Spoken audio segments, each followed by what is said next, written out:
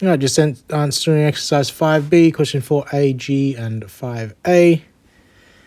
So from what we did in the class today, these are all different denominators. So we need the same one. Now, you could do exactly the rules that I said, which is the easiest denominator is the product of all the denominators. So what's the product of the denominators? 3 times 6 times 2.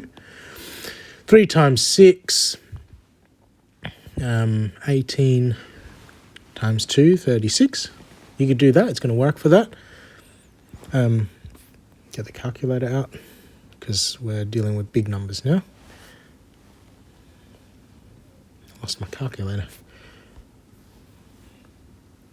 I want it to, 36. So what do I need to multiply 3 by to get 36?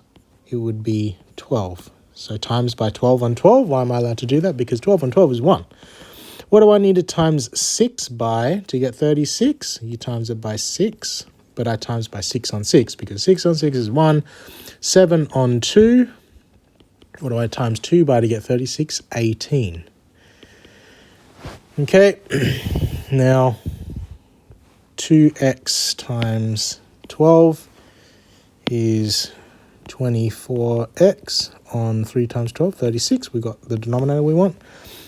Now, when you have the top of a fraction like this, remember the top of the fraction is x plus 1. So it needs to be grouped up. So it can be useful to put brackets around there so that when you're trying to say, I want to multiply all of this by 6, you correctly write 6 on the outside, x plus 1, because that is what 6 lots of this whole thing is. 6 times 6 on the bottom is 36. 7 times 18. I don't know my 18 times tables. That's why I grabbed the calculator. 18 times 7, 126 over 2 times 18, 36. We have all the same denominators now, so we can basically ignore them. The equation is now 24x. So I'm going to draw an arrow over here. That calculator is getting in the way of my pen.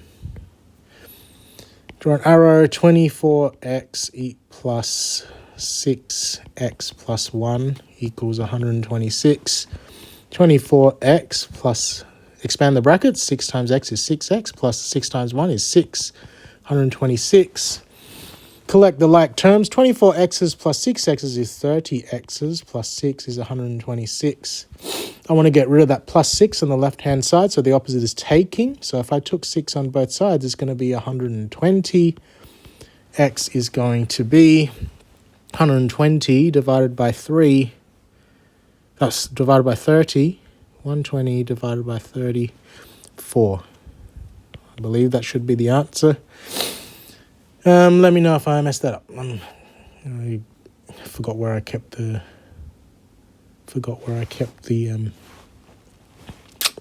PDF on my iPad. Do the same thing here. So I'll put a line over. Denominator is 3 times 4 times 5. 3 times 4, 12, times 5, 60.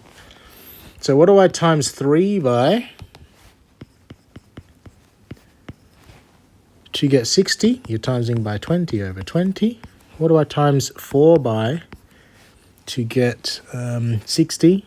Times it by 15 on 15. What do I times 5 by to get 60? Times it by 12. 12. Be careful because your fractions are kind of complicated, so it's good to bracket the top. This fraction 1/4 doesn't need to be bracketed. It's just a single number on the top. This one needs to be bracketed. So what are we going to have? You're going to have 20 lots of 2x take 1 over 3 times 20, 60. Take 1 lot of 15 is 15 on 4 times 15, 60. And the last one is going to be 12 lots of 3x take 1 over 60. Same denominators now, so they can be ignored.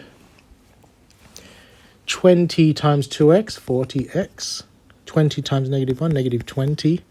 I didn't do anything with the negative 15. 12 times 3x is 36x. 12 times negative 1, negative 12. I have like terms of numbers on the left-hand side, so I'll deal with that. 40x, negative 20 take 15, that's going to be negative 35, equals 36x take 12. Now I'm going to deal with the x's because I have x's on both sides. Let's get rid of this positive 36x by taking it away on both sides. 40x's take 36x is going to be 4x take 35 equals negative 12. Working out over here. 4x. What's the opposite of taking 35? Where'd my calculator go? Adding 35.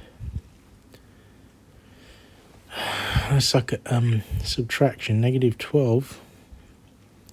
12. Can I make that negative on a Apple calculator? 12. Negative 12 plus 35. 23. 4x is equal to 23. X is going to be 23 on 4. That looks like a dodgy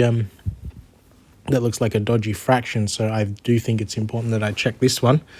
Where would it be? Documents. Exercise 5B. Exercise 5B.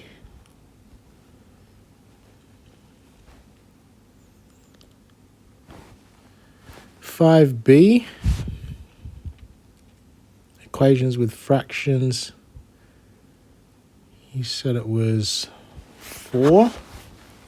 4ax is negative 4. Yep, that's right. And g, 23. Yeah, that's right. Okay, good. I know what I'm doing. 23 on 4. So put a rectangle around that. Okay, 5a. This is where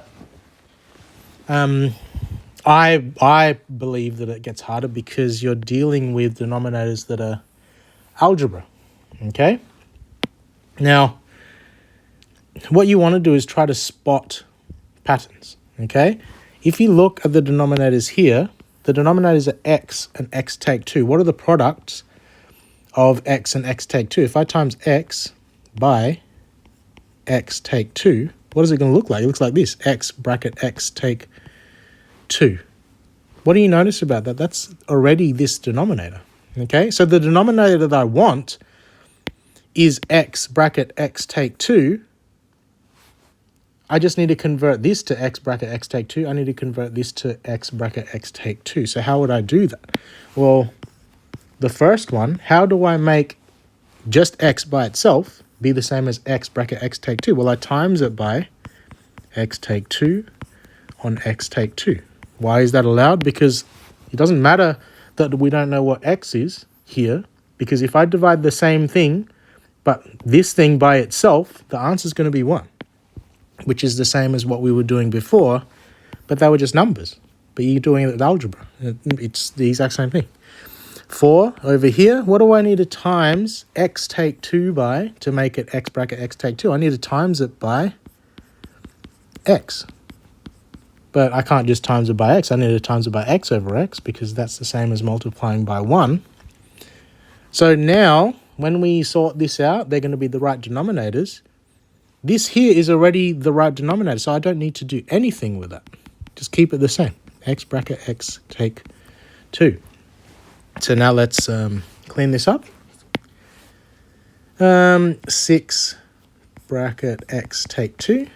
Take 4x. What's the denominator here? X bracket x take 2. What's the denominator here? X bracket x take 2. And we didn't touch the right-hand side. It was x plus 1 over x bracket x take 2. What do you notice about the denominators now? They're all the same, so they can be ignored. So expand this brackets. 6 times by x is 6x. 6 times by negative 2 is negative 12. I didn't do anything. I didn't have any brackets here for the 4x, so it's negative 4x equals x plus 1. I have like terms. 6x take 4x is 2x. I didn't do anything with the negative 12, so leave it. And I've got x plus 1. I have x's on both sides. I'm going to get rid of this x on here. The opposite of positive x is negative x, so it's going to be 2x take x is 1x. Take 12 equals 1. Opposite of taking 12 from something is adding 12, so x is going to be 1 plus 12, 13. Let's check that. 5a, x is 13. You can see on the left here, I don't have a, this app doesn't have, does it have drawing? Yeah, it's got drawing. I didn't know, I don't use this app much because it spams you with ads. So that was right. That was right. That was right. Okay, so hopefully that helps you out. Hopefully that demonstrates the steps, but that's the reason why we go to 4 and 5, because we're doing the same thing, but it's just it's in a more complex situation. All right, cheers.